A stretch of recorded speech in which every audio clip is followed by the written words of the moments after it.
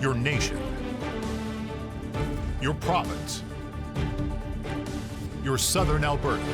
From the heart of Lethbridge, it's Bridge City News Weekend Edition with Jeanette Roche. Hi, I'm Jeanette Roche. Thanks for joining us for a look at what made headlines in Alberta this past week. Anthony Olenek and Chris Carbert, commonly known as the Coutts two, were sentenced to 6.5 years on Monday. The two men were found guilty on charges of unlawful possession of firearms and mischief for their roles in the blockade at the Coutts border back in 2022. BCN's Landon Hickok followed the trial and filed this report. It's been 3 months since the trial began for Chris Carbert and Anthony Olenek, and sentencing was just heard for the two men who were initially charged of conspiring to murder police officers but were since acquitted. However, they were charged and found guilty of possession of firearms for dangerous purpose to the public peace, as well as mischief, and Olenek separately an unlawful possession of explosives. Justice David Lebrenz gave his sentencing for the two men. They've each been handed 6.5 years sentences. For Olenek, it was 6 years on the firearms charge, 6 months concurrent on the mischief charge, and 6 months consecutive on the unlawful possession of an explosive charge. For Carbert, almost the same thing, except he's been given 6.5 years on the firearms charge and 6 months concurrent on the mischief charge. Each man have been serving time in remand since their arrest in a total of 1,409 days. That is time and a half, and in which is closer to 4 years in time served. They are looking at 963 days remaining. The justice accepted that the two men saw the blockade as a last-ditch stand against governmental restrictions, and that the weapons Carbert brought, he declined that they were for hunting use and that they were solely for engaging with police. Olenek's defense lawyer, Marilyn Burns, has stated that she will appeal the sentencing and the charges that are left on the two men, stating that this trial has been political since the start. The sentence is excessive with strong political features, and it will be appealed. Justice Lebrenz commented extensively regarding the political nature of the protest, about the men choosing to come to the protest despite having other avenues using democratic reform. He decided on his own, and he considered the danger to the police to be high. I would disagree with that, but that's his decision, and I have developed respect for Justice Lebrenz, although in many respects I disagree with him. So we will see what appeals come by either the defense or the Crown, but for now, it is 6.5 years for both Anthony Olenek and Chris Carbert for their roles at the Coutts border blockade. Meanwhile, many supporters of Carbert and Olenek flooded the courthouse to bear witness to the two men's sentencing, and many were left disappointed as a result. One supporter and former Fort Macleod town councillor Marco Van Hugenbos shared his opinions, as he is also faced with charges of mischief at the blockade. 6.5 years when we have violent criminals on parole, violent reoffenders in the public, and we have men here who were involved in a political protest. It was a political protest during unprecedented times, and none of that, unfortunately, has made its way into the court. And I feel that this is a travesty of our justice system, and I feel that what happened here today sets a very, very dangerous precedence for proceedings in Canada moving forward. The Emergencies Act was called into effect based on the Coutts issue that happened at Coutts. Now, if that all of a sudden was to go away, or a very light sentence on that, then automatically that the Liberal government enacting of that Emergency Act doesn't look so good. It's already been deemed unconstitutional, and if there was nothing here to hold any evidence or any grounds to it, then it also becomes illegal. So I believe there's a lot of political pressure still involved, even in the decisions today. The province of Alberta is making a move to ban cameras at all intersections, as well as on provincial roads and connecting roads. Alberta's transportation minister is proposing to only permit the use of speed cameras in playground, school, and construction zones. Lethbridge Police Chief Shaheen Medizadeh explains what the response is to the proposed changes within the automated traffic enforcement program. The key point here is, first of all, these devices have proven to be successful in their deployment, and over the years they have proven to be reducing the speeds at the locations that they've been deployed in, and also the number of traffic infractions that they're supposed to catch, mostly red light cameras and speeding. And that's supported by also reduction in the revenues over the last 5 years, which amounts to about 41% reduction in revenues. Simple fact is, you don't speed, you don't go through red light, you won't get a ticket. Coming up after the break, how much did a dry July affect our crops? Well, that's next.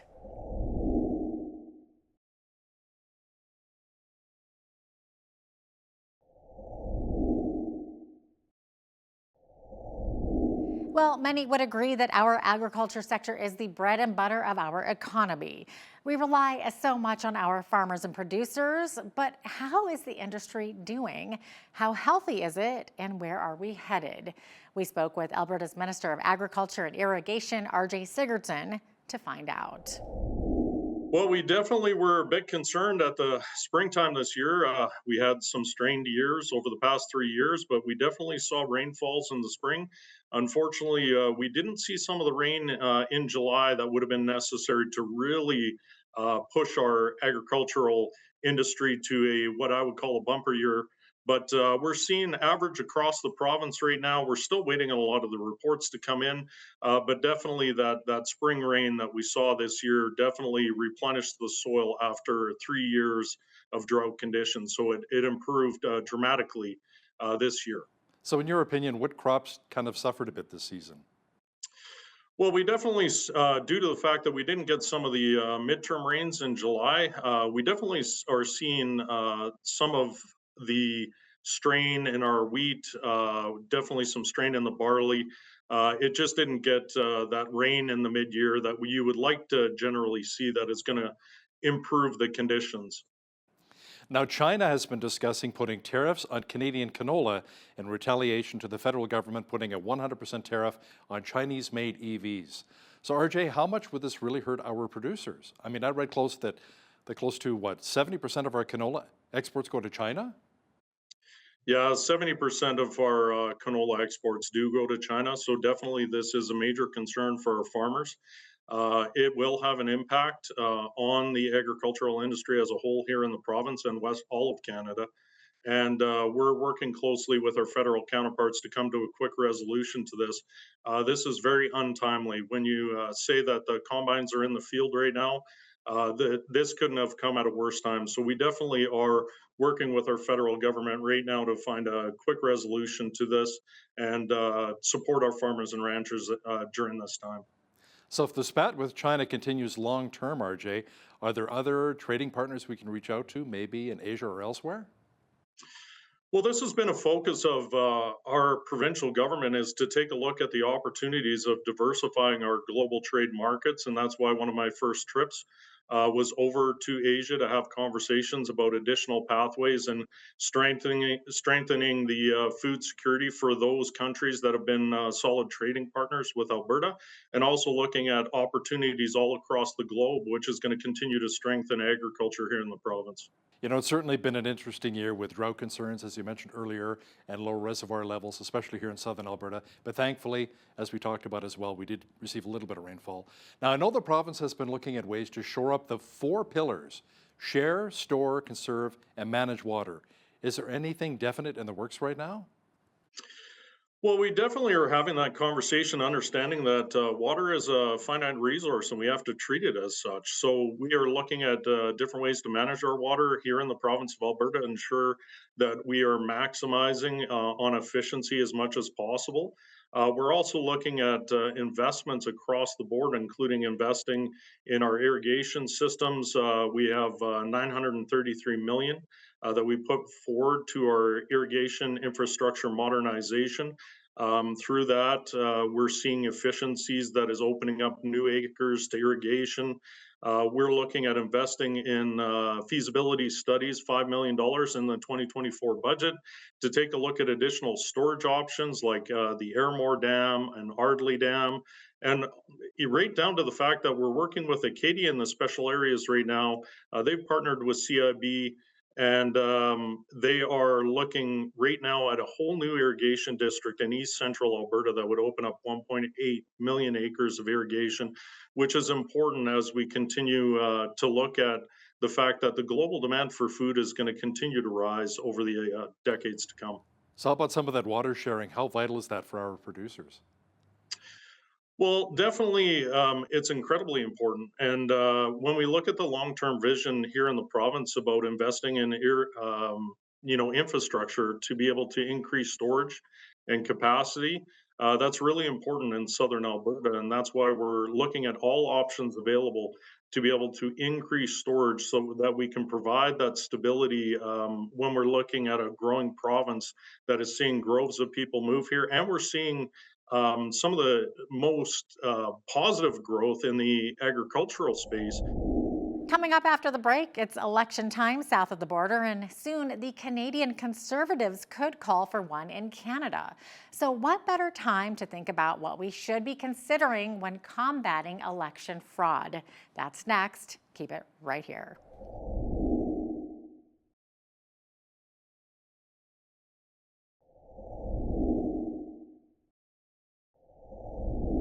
The U.S. presidential election is just under 2 months away, and here in Canada, we could see a federal election since we currently have a minority government. But we're increasingly hearing concerns about election integrity and potential election fraud. Up next, I'm joined by Fred Bradley, who served as a parliamentary development advisor in Europe, which included advising on election integrity. He shares with me how during those times he observed many attempts at election fraud. Take a look. Well, my actual experience was in Ukraine in terms of election monitoring, and I monitored elections in 1998 parliamentary elections, the 2004 presidential election, and the 2012 parliamentary election. And over the period of time, I saw in my initial experience in 1998, there was certainly a lot of manipulation and fraud at the polling stations. Um, but what I witnessed in 2004 during the presidential election was certainly very eye-opening because I monitored the three rounds of the presidential election in 2000 or in 2004, and saw many different types of election fraud during that and manipulation of the vote. When we got to the 2012 parliamentary election, it was basically what we would call a fundamentally free and fair election. The processes, the results of the voting were accurate, but 2004 was really the ultimate um, experience in monitoring pervasive election fraud conducted by the administration of the political party and the administration, presidential administration in Ukraine, or their cohorts, and Russian interference was obviously a hallmark of that. I could go into some detail on that if you wanted me to. But there was things like carousel voting, where buses would roll up and people would come out and go into polling stations and vote and then go on to another polling station because their names were on multiple lists in multiple different polling stations, and that's how one way of influencing the vote. The other was disappearing ink, where if they knew a polling station was going to vote for an opposition candidate, they would have this disappearing ink pen, and when the ballots went to count, the ballots would not show the mark for the opposition candidate. Interesting. So corrupt. Now, here in Canada and the US, there's been a lot of attention on foreign interference attempts from nations like China and Russia and Iran, among others. So, what methods are hostile nations using to try to sway election results over here? The game has changed incredibly. Social media is a big part of it, manipulating social media, um, fake news and propaganda, um, deep fakes and manipulated media. I mean, hacking into political parties' campaigns. This is happening in the United States, both currently in terms of Democratic and Republican attacks. They can target voting infrastructure. There's diplomatic and economic pressures that have been used. They can targeting influence operations, manipulation of traditional media sources with putting in wrong data out there, which is then reported, et cetera. So there's many different ways in which foreign actors can interfere in our elections. And then there's actually, then they have their espionage and covert operations, and they will also exploit any loopholes they see in our electoral processes if they can do that. So there are many different ways in which that foreign interference and manipulation can take place, and both Russia and China have been big actors in that in the United States. Russia more in the United States, China here in Canada. What changes do you think the federal government could put in place to make it a lot more difficult for other nations to interfere? Well, we currently have a Royal Commission that's looking into that and was going to provide some advice on that. Obviously, whether it's direct foreign influence by embassies or staff of embassies, I think actions need to be taken. I think the idea of having a foreign registry, I think other countries have it, Great Britain, the United States, Australia, to ensure that these activities, these agents have to register. And maybe and our security services need to be perhaps given more resources to protect our electoral systems against this. From federal elections to a provincial by-election, we chat with each candidate vying for a spot as Lethbridge West's newest MLA. We'll be right back.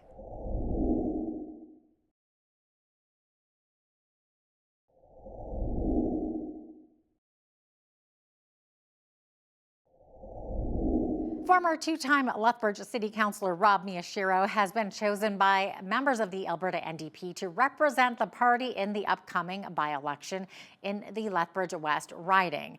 Miyashiro beat out two-time former Lethbridge City Councillor Bridget Mearns. Miyashiro previously ran in the Lethbridge East riding in the last provincial election, but lost to the UCP's Nathan Newdorf.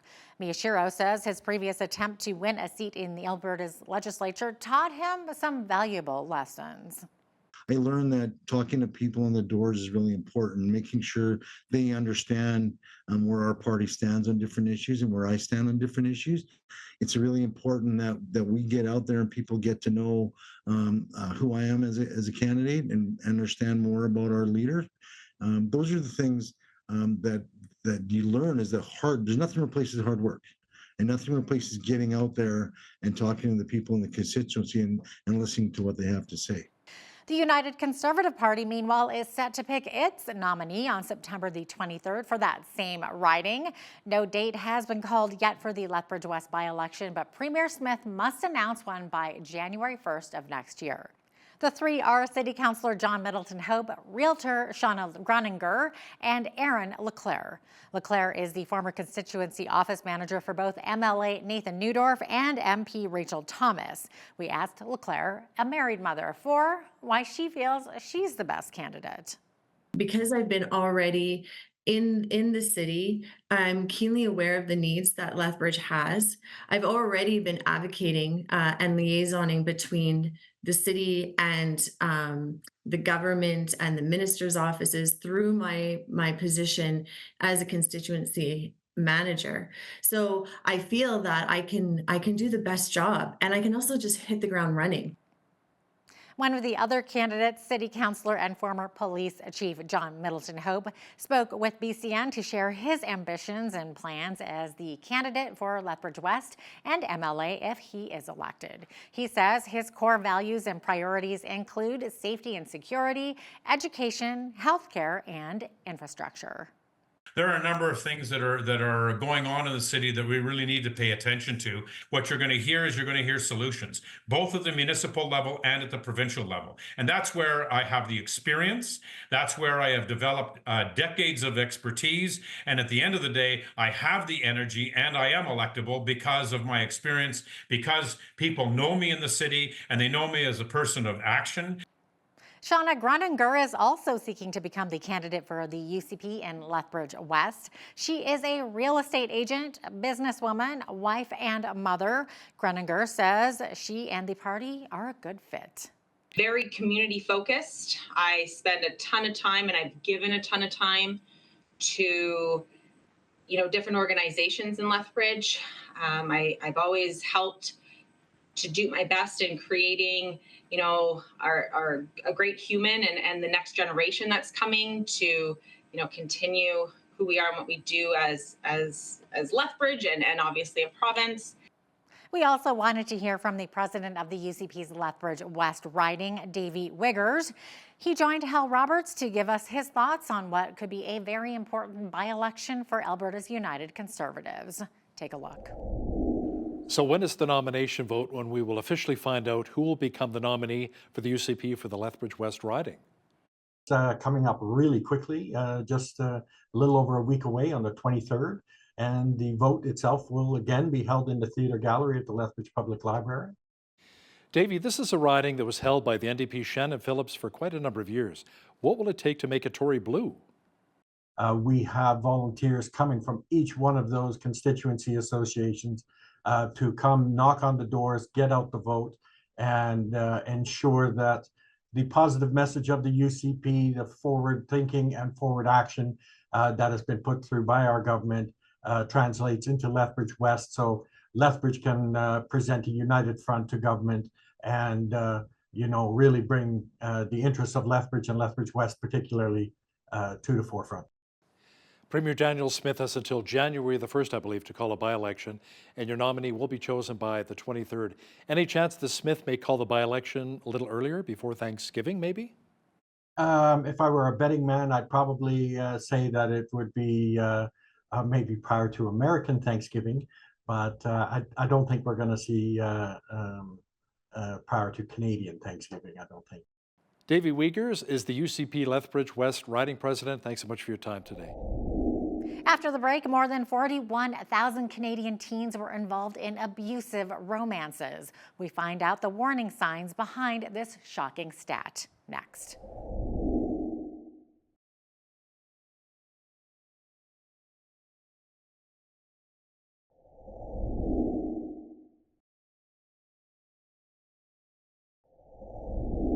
Some might argue that young people may not be experts when it comes to romantic relationships. Experts say that's why they sometimes fall into toxic relationships without knowing how to identify the warning signs. Christine Cassie, Executive Director of the Chinook Sexual Assault Center in Lethbridge, explains how to identify those behaviors when a relationship is not going well. How we communicate with one another, the language that we use. Again, teaching around what is healthy and modeling what's healthy in relationships, so that the jealousy isn't a healthy standard within a relationship.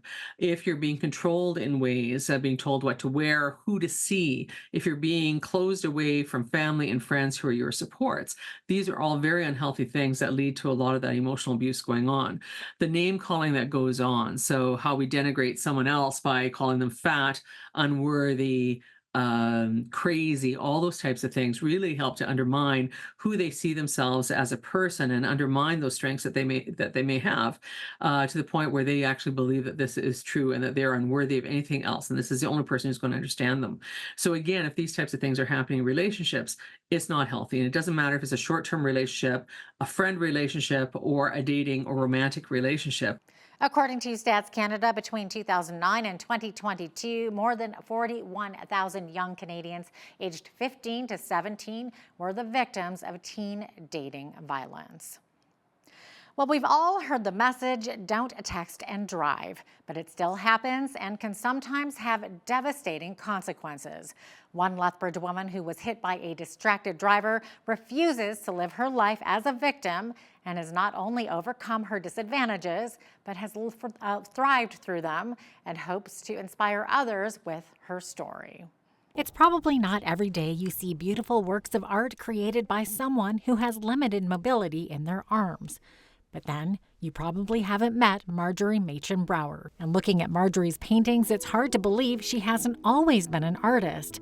But then again, she hasn't always been in this wheelchair. And I love to paint. I love to inspire others, especially with disabilities, and give them hope and let them know that their disabilities don't have to disable them. Marjorie took up painting only recently to manage chronic pain.